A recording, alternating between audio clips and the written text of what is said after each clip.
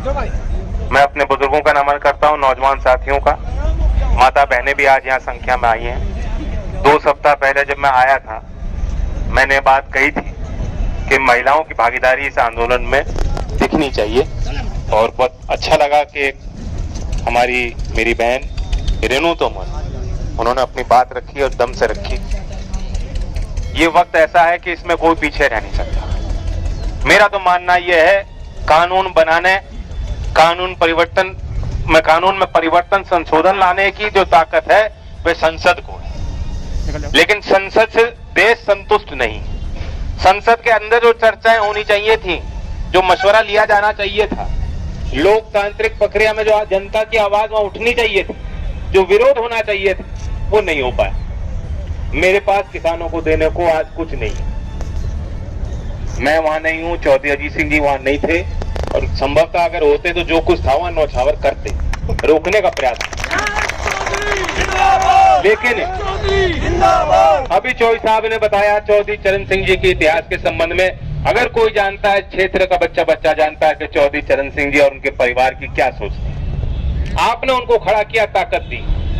आप लोगों का आशीर्वाद नहीं होता, क्षेत्र इस धरती का आशीर्वाद नहीं होता, तो इस देश में झोपड़ में रहने वाले किसान को हिम्मत नहीं मिलती कि हम सरकार को हिला सकते हैं। आपके इस दृढ़ निश्चय के आगे सरकार झुकेगी। किसान झुकना नहीं जानता। तपती गर्मी हो, सर्दी हो, सब कुछ अगर देश में कोई झेल सकता है वो किसान, और किसान का खून है। मेरे पास देने को कुछ नहीं, लेकिन मेरा खून मुझे ललकार रहा था, इसलिए मैं यहाँ खड़ा हूँ आपके साथ। और एक दूसरे का सहारा बनके ही रास्ता बनेगा। लोहा गर्म है। मैं जानता हूं कि सुप्रीम कोर्ट के 2 दिन के टिप्पणी से और फैसले से थोड़ी राहत, थोड़ी सी सांस किसानों को मिली, लेकिन थोड़ी सी है, ज्यादा नहीं। समझ रहे हो इशारे को?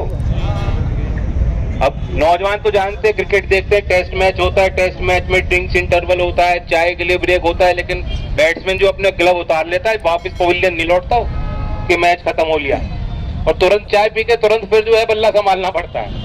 यहाँ किसानों की भी वही स्थिति है। अगर आप लौट जाओगे सोच के लड़ाई लड़ ली, जीत गए, ध्यान करो, पिछले लोकसभा चुनाव में काउंटिंग हो रही थी, कभी मैं आगे कभी पीछे, और थोड़ा मैं आगे होता था, आप जो है वह हाथ की सांस लेते थे कि होलिया काम जीत गए। ऐसे ही था कि नहीं? लेकिन आखिर में परिणाम उल्टा पाया। तो इस लड़ाई में भी सतर्क रहना पड़ेगा, सतर्क। जब तक स्थायी समाधान नहीं होता, और स्थायी समाधान मोटा मोटी सब जान रहे, सब क्या मांग क्या है?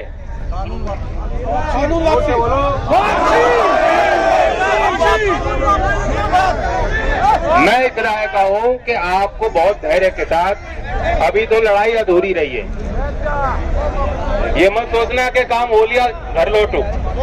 मैं जब 2 सप्ताह पहले आया था, भीड़ कुछ कम थी, आज आपने भीड़ दुगनी करी, और फिर मैं आप जब बुलाओगे तो फिर आऊंगा, तो उससे ज्यादा भीड़ करनी पड़ सकती है। आप बिल्कुल करेंगे। और एक बात और है, अभी हमारे चौधरी साहब कह रहे थे कितने 85 नोटिस मिल गए इनको। नोटिस मिल रहे हैं, किसानों को दे रहे हैं। ये प्रशासन ऐसा है, ये सोच रहा है कि आपको किसी तरह जो घर बैठा दे, यहाँ से हटा दे, घर से ना निकले। जो जितना सक्षम है लड़ने को, उसको उसी हथियारों से उसका मुकाबला ही सरकार कर रही है कि नहीं कर रही? नोटिस क्या चीज है? मैं तो लोकदल के कार्यकर्ताओं को खास तौर से कहना चाहता हूँ, नोटिस फाड़ देना। कोई नोटिस देना है क्या, जैन जी को दे दो सारे नोटिस। आज तक चौधरी अजीत सिंह जी पे कोई लांछन लगा है क्या? कोई लगा सकता है?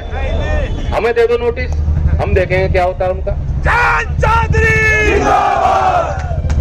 ज्यादा कुछ तो मुझे कहनी नहीं थी। एक बड़े विरिष्ठ लेखक थे, उनकी कविता मैं आपको सुनाना चाहता हूँ, मलखान सिंह चतुर्वेदी। और उनकी विशेषता ये थी कि प्रकृति के बारे में लिखते थे।